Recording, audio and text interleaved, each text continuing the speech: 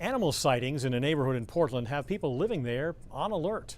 Portland police have received about 24 phone calls and emails from people who say they've spotted either coyotes or wolves wandering the streets and preying on neighborhood chickens. The coyotes in Portland are not unusual, but one Maine biologist is confident this animal is something else. News Center Maine's Shannon Moss reports.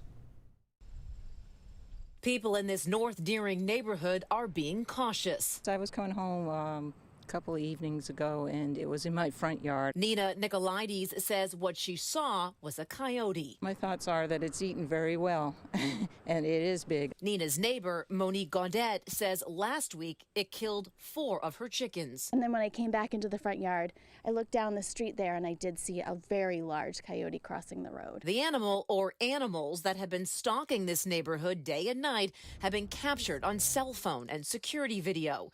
We show the footage to Maine wildlife biologist Scott Lindsay, who is confident this animal isn't a coyote. Some of the features of that animal are definitely more typical of a domestic dog rather than a coyote. Lindsay says it's not unusual for coyotes to be in Portland, but since he says these wild animals are always on the run and always looking for food, they tend to be very slim. As for the chickens, those animals are going to be susceptible to any number of wild predators we have in the state, be it coyotes and sometimes even domestic dog. Nina Nicolaides isn't convinced. It's not a dog. It's a coyote. Some people say this animal is actually a coy dog, which is a mix between a wild coyote and a domestic dog.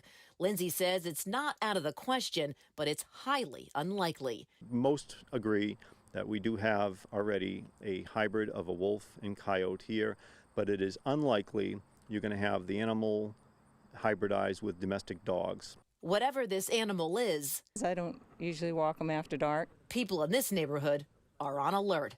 In Portland, Shannon Moss, News Center, Maine.